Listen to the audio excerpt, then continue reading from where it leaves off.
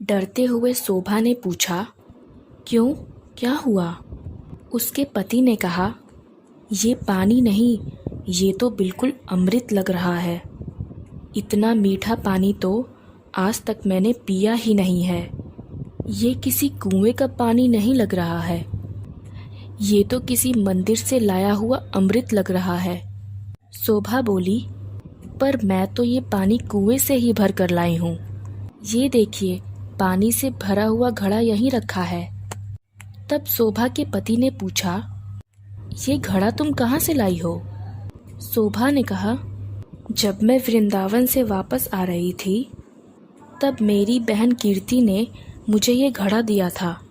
यह सुनकर शोभा का पति चुप हो गया। कुछ देर बाद बोला, मैं थोड़ी देर के लिए बाहर जा रहा हूँ, तब तक तुम खाना तैयार करो। शोभा ने उस घड़े के पानी से दाल और चावल बनाए। उसकी खुशबू दूर दूर तक फैल गई। गांव के सभी लोग सोचने लगे कि आज गांव में कहीं उत्सव है क्या, जो इतनी अच्छी खाने की खुशबू आ रही है। सभी लोग एक एक करके खाने की खुशबू का सुगंध लेते लेते शोभा के घर आ गए। साथ में शोभा का पति भी आ गया। शोभा के पति ने उससे पूछा, आज खाने में तुमने क्या बनाया है? शोभा ने कहा, मैंने तो वही दाल चावल बनाए हैं। सब लोग हैरान हो गए कि दाल चावल की खुशबू इतनी अच्छी। सभी लोग शोभा का मुख देखने लगे कि आज तो हम भी तुम्हारे घर से दाल चावल खा कर जाएंगे। शोभा ने किसी को भी मना नहीं किया और थोड़ी थोड़ी दाल चावल सभी को परोसा।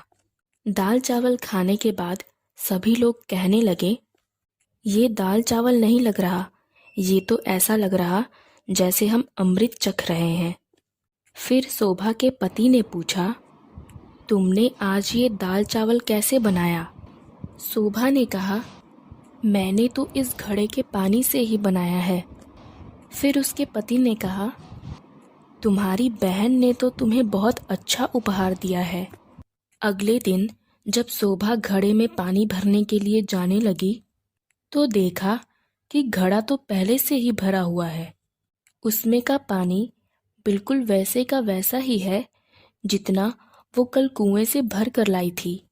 उसने उससे खाना भी बनाया था और पानी भी पिया था, लेकिन अभी भी पानी पूरा का पूरा ही था। अब ये देखकर शोभा एकदम से हैरान हो गई कि आखिर ये कैसे हो गया। अचानक उसी दिन उसकी बहन कीर्ति उससे मिलने के लिए उसके घर आ गई। शोभा अपनी बहन को देखकर बहुत खुश हुई। उसने अपनी बहन को गले से लगा लिया, फिर पानी पिलाया। फिर शोभा ने कीर्ति से कहा, ये जो तुमने मुझे घड़ा दिया था, ये तो बहुत ही चमत्कारी घड़ा है। मैंने तो इसे तुच्छ समझकर रसोई के ऊपर रख दिया था, लेकिन कल से जब से मैंने इसमें पानी भरा है, तब से पानी भरा का भरा है, ख़त्म ही नहीं हो रहा। इसमें का पानी इतना मीठा है कि जब मैंने इसके पानी से खाना बनाया तो ऐसा लग रहा था जैसे मानो अमृत हो। तब उसकी बहन बोली, मेरी भोली बहन, क्या तुम ये नहीं जानती कि ये घड़ा ब्रज की मिट्टी यानी वृंदावन की मिट्टी से बना है, जिस पर साक्षात ठाकुर जी चलते हैं। ये केवल मिट्टी का घड़ा नहीं है, ये साक्षात ठाकुर जी के चरण तुम्हारे घर में पड़े हैं।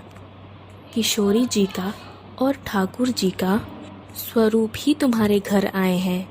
यह सुनकर शोभा अपने आप को कोसती हुई शर्मिंदगी से अपनी बहन के पैरों पर गिरकर बोली, मुझे माफ़ कर दो कि मैं वृंदावन की मिट्टी की महिमा नहीं जान सकी। जिसकी मिट्टी में इतनी शक्ति है तो उस बाके बिहारी में कितनी शक्ति होगी। मैं अज्ञानी, मैं मूर्ख ये जान ही नहीं सकी। मुझे तो ब्रज की इस महिमा का पता ही नहीं था। मुझे माफ़ कर दो।